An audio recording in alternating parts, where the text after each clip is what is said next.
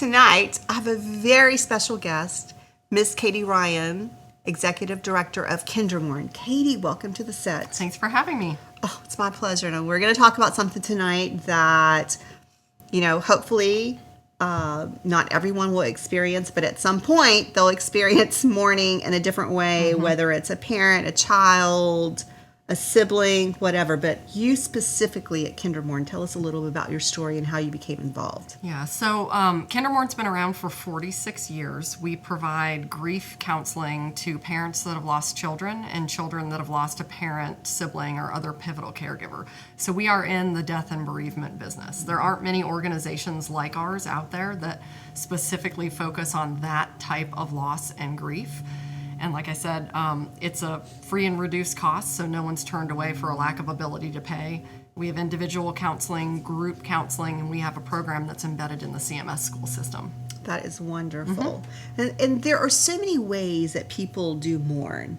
And I'm sure as the executive director, you're always fine-tuning and changing it up because you said you have different methods and modalities that work for different people. What is the one common thread that you feel, is a one-size-fits-all? Because many are not, but there's probably a couple things that is a one-size-fits-all. I mean, everyone's journey is so different when it comes to grief. So it's our job to figure out, what does the grieving person need? Some people grieve quietly. Some people like to grieve out loud. Some families or individuals will create a foundation or do charity events. Other people want to do things quietly. I mean, the one thing that's always there, and if I give any piece of advice to anyone, is talk about their loved one that they lost. So that's a lot of what we do.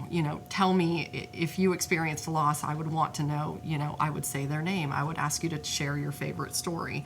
So it's things like that. I mean, that's kind of the common thread when it comes to dealing with grief, is just figuring out how you process your grief and keep the memory of your loved one alive. So I think it's challenging because it's uncomfortable talking about death. It just, for most people, it's very uncomfortable. So I like that. Keep the name alive, keep the memory alive, keep the stories alive.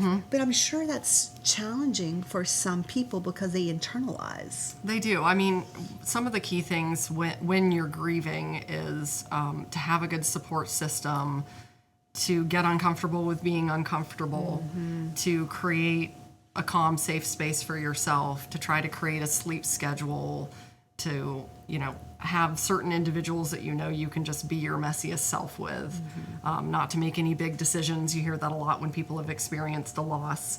And we do get a lot of questions from people more often than not about someone I know lost someone. How on earth do I talk to them about it? And again, it's don't be afraid to say their loved one's name. Don't be afraid to speak it out loud. Don't be afraid to share your own memories with them. Right. Let them grieve the way they want to grieve. You don't need to cheer someone up unless they've specifically asked you to. Sometimes they just want you to sit quietly with them in their grief. Well, I think too, it's a challenge for not only the person around the grieving person, but also the grieving person around someone that that they might not feel comfortable talking to. So it's a double-sided. But I think, like anything, probably time heals, and then the comfort and probably the acceptance of the person that lost their child or their parents, right?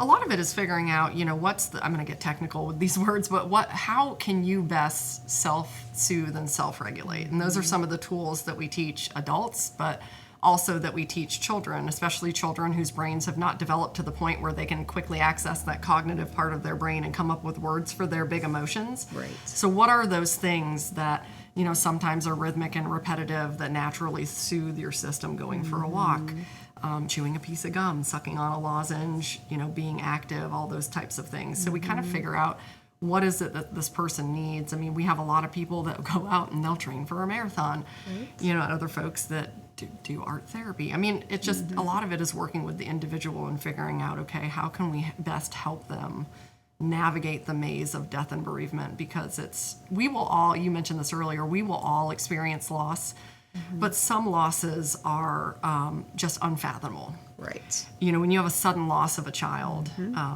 due to an accident or any number of different things, I mean, how do you even begin to process that? And that's what we're there for. Well, I think it's very important that what you really talked about was moving forward. And so everybody has to move forward at a different time, at a different pace. And like you said, that is something that no one trains you. I mean, you know, you're going to lose a parent eventually. I mean, that's just going to happen, but you don't plan on losing a child. And so that is uncommon territory. And no one can ever know how they would react to that. You just wouldn't know. So, you know, that's something that you have different modalities. You have whether they might want group therapy, individual therapy. They might want just isolation for a bit. Like you said, they might want to get their mind off and run a marathon. We have people that will call us the day that their child has died. And we have another woman that's in one of our groups right now whose daughter died 13 years ago. And this is the first time that she's been able to really sit with her grief and try to start navigating it. But the key to mental health in general, you're either going to deal with it or eventually it is going to deal with you. Right. So we want to make sure that wherever people are in their journey and whatever type of treatment or counseling that they're most comfortable with, that there is no barrier to care.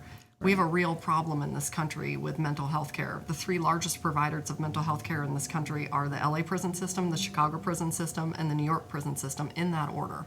So if that doesn't tell you that we have a lack of mental health care in this country, I don't know what will. Right, right. Mental health is real. Like, I think now we're more open with it. People talk about mental health probably 10 years ago. Oh, it's night and day different. Right. You know, we have Night a and whole day. new generation of, you know, children, teens, young adults who are so open Right. when it comes to their mental health needs. You know, but you look at sort of ages 35 and up, and a lot of folks are still pretty close-lipped about it. So, but yeah, like grief just, it can hit you in so many different ways along your journey, and time does heal, but sometimes you get hit with a rogue wave. And you kind of have to do the work to know, okay, how am I going to handle this when it happens? Because it's going to happen. It's going to happen. So tell me a few stories that you're most proud, because it's such a great organization, KinderMourn. And I know you're executive director. It's a huge part of it. So tell me a couple success stories that make you feel so proud to be part of KinderMourn. Sure, I can't mention any names because of HIPAA regulations. Of course, but we don't want you know, we have a couple that's involved who had a very traumatic loss of a child, and they've created a foundation, and we've helped them not only navigate their loss, but help them with some of the inner workings and best practices with running a nonprofit. Right. And they're out there doing great things. And I think that there is no moment where someone can say, okay, I'm healed, I'm all better. But I look at folks who are going out and getting out of bed every day and going back to work. I mean, those are things that are really difficult that people don't think about. Because even the thought of going back to work, every single person that you work with is going to say, are you okay? They're going to want to know what happened. They're going to want an update. And it gets really hard to say the same thing over and over again. Absolutely. So as far as success stories go, I mean, I love to see people get out and start living life again, because sometimes, you know, people will lock themselves inside their 4 walls and just not come back to life again, and your loved one wouldn't want that.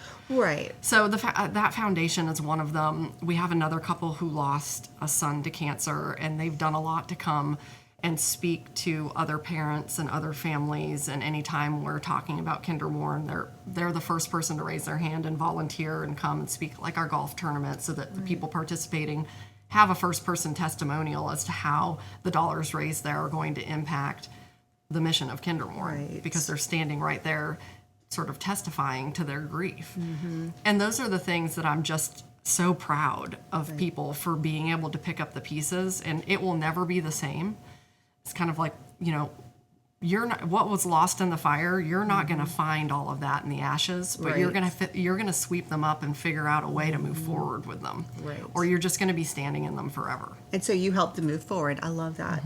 Well, tonight was such a good message. Thank you for stopping and sharing, because it's something that most people feel uncomfortable talking about, but it's something that you know that you have other people out there that have experienced it, and KinderMourn makes it so much more approachable, and the healing process so much easier. Yeah, and I can't thank you enough for having me on to talk about grief, because it is uncomfortable. And so I think a lot of people don't know about KinderMourn. They don't know the resources there. And so kudos to you for being willing to have some of the tough conversations, you know, alongside the fun ones. Oh, it was my pleasure, Katie. Well, thanks for having me. KinderMourn. It's something that is a great organization that you can get involved in. I really appreciate Katie stopping by tonight and sharing the stories. And there is a website, KinderMourn.org, KinderMourn.org. for more information.